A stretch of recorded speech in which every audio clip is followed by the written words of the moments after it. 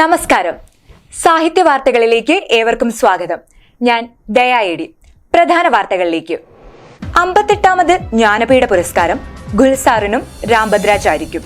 2023 എഴുത്തച്ഛൻ പുരസ്കാരം ഡോക്ടർ എസ്.കെ. വസന്തൻ സ്വന്തമാക്കി. ഓടക്കുഴൽ അവാർഡ് 2023 കവി പി.എൻ. ഗോപികൃഷ്ണന്. സാവദേശീയ സാഹിത്യോത്സവം കേരളത്തിന്റെ സാംസ്കാരിക തലസ്ഥാനമായ തൃശൂരിൽ വിപുലമായ രീതിയിൽ കൊണ്ടാടി. കാ ഫെസ്റ്റിവൽ മാതൃഭൂമി അക്ഷരോത്സവം 4ാം എഡിഷൻ ആഘോഷമാക്കി മാതൃഭൂമി. വാർത്തകൾ വിശദമായി. ഇന്ത്യയിലെ ഉന്നത സാഹിത്യ പുരസ്കാരമായ ജ്ഞാനപീഠ പുരസ്കാരം ഗുൽസാറിനും രാംഭദ്രാചാരിക്കും ലഭിച്ചു. വിഖ്യാത ഉറുദു ഹിന്ദി കവിയും ഗാനരചയിതാവുമായ ഗുൽസാറിനും പ്രമുഖ സംസ്കൃത പണ്ഡിതൻ രാംഭദ്രാചാര്യർക്കുമാണ് പുരസ്കാരം ലഭിച്ചത്. 2023 പുരസ്കാരമാണ് കഴിഞ്ഞ മാസം പ്രഖ്യാപിച്ചത്. ഹിന്ദി സിനിമയ്ക്ക് ഗുൽസാർ നൽകിയ സംഭാവനകളാണ് അദ്ദേഹത്തെ പുരസ്കാരത്തിന് അർഹനാക്കിയത്. 22 ഭാഷകളിൽ പ്രാവീണ്യമുള്ള രാംഭദ്രാചാര്യ സാഹിത്യ ലോകത്തിന് നൽകിയ സംഭാവനകൾ പരിഗണിച്ചാണ് അദ്ദേഹത്തിന് പുരസ്കാരം സമർപ്പിച്ചത്. 21 ലക്ഷം രൂപയും വാഗ്ദേവിയുടെ പ്രതിമയും പ്രശസ്തി പത്രവും അടങ്ങുന്നതാണ് പുരസ്കാരം. 2023 എഴുത്തച്ഛൻ പുരസ്കാരം ഡോക്ടർ എസ്.കെ. വസന്തൻ സ്വന്തമാക്കി. സാഹിത്യരംഗത്തെ സമഗ്ര സംഭാവനയ്ക്ക് നൽകുന്ന കേരള സർക്കാരിന്റെ പരമോന്നത പുരസ്കാരമായ എഴുത്തച്ഛൻ പുരസ്കാരത്തിനാണ് ഡോക്ടർ എസ്.കെ. വസന്തൻ അർഹനായത്. ഫെബ്രുവരി 2 സെക്രട്ടേറിയറ്റിൽ വെച്ച് നടന്ന ചടങ്ങിൽ മുഖ്യമന്ത്രി പിണറായി വിജയൻ പുരസ്കാരം സമർപ്പിച്ചു. 5 ലക്ഷം രൂപയും പ്രശസ്തി പത്രവും ശില്പവും ഉൾക്കൊള്ളുന്നതാണ് അവാർഡ്. നോവലിസ്റ്റും കഥാകൃത്തും ഉപന്യാസകാരനും ചരിത്ര ഗവേഷകനുമായ ഡോക്ടർ എസ്.കെ. വസന്തൻ വിവിധ വിഷയങ്ങളിലായി അനേകം പുസ്തകങ്ങൾ രചിച്ചിട്ടുണ്ട്. ശാസ്ത്ര സാഹിത്യത്തിന് കേരള സാഹിത്യ അക്കാദമി അവാർഡും സമഗ്ര സംഭാവനയ്ക്കുള്ള പുരസ്കാരവും അദ്ദേഹം നേടിയിട്ടുണ്ട്.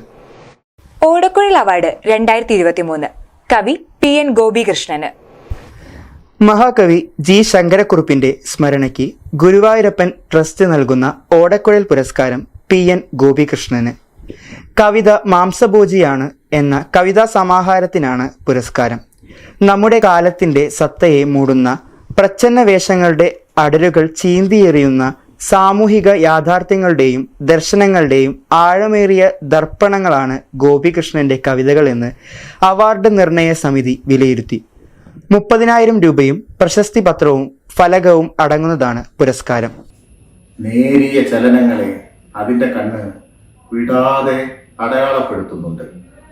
ആ കൃഷ്ണമണികളെ ആരും ശ്രദ്ധിക്കുന്നില്ലെങ്കിൽ. സാർവദേശീയ സാഹിത്യോത്സവം കേരളത്തിന്റെ സാംസ്കാരിക തലസ്ഥാനമായ തൃശൂരിൽ വിപുലമായ രീതിയിൽ കൊണ്ടാടി. 2024 ജനുവരി 28 മുതൽ ഫെബ്രുവരി 3 വരെ സാഹിത്യ അക്കാദമി അങ്കണത്തിൽ ടൗൺ ഹാളുമായി സംഘടിപ്പിച്ച സാർവദേശീയ സാഹിത്യോത്സവത്തിൽ വിവിധ വേദികളിലായി ഒട്ടനവധി പ്രമുഖരുടെ സാന്നിധ്യത്തിൽ ചർച്ചകളും സംവാദങ്ങളും അരങ്ങേറി. മുഖ്യമന്ത്രി ശ്രീ പിണറായി വിജയൻ ഉദ്ഘാടനം ചെയ്തു.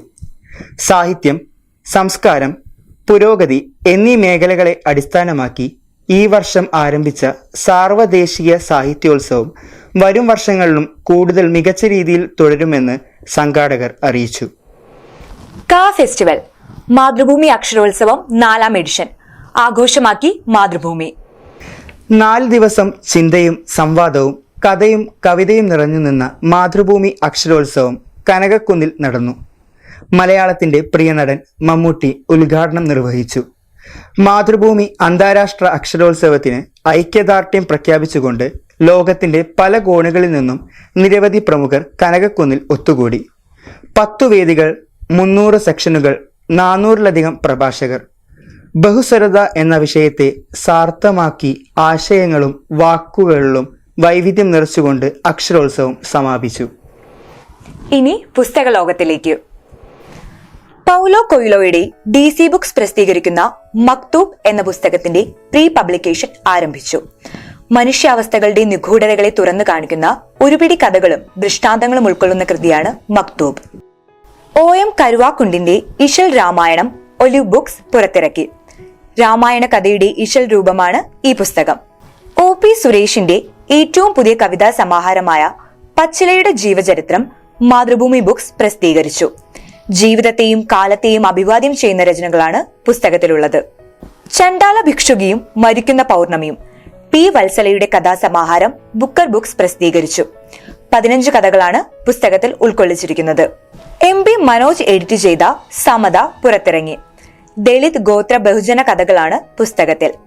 മലയാള കഥയുടെ വികാസ ചരിത്രത്തിലെ ഒരേടായ ഈ പുസ്തകം ബുക്ക് പ്ലസ് പ്രസാധകരാണ് പുറത്തിറക്കിയത്. സുഭാഷ് ചന്ദ്രന്റെ മിന്നാമിന്നി പബ്ലിഷേഴ്സ് പ്രസിദ്ധീകരിച്ച കണ്ണാടി മാളിക പുറത്തിറങ്ങി.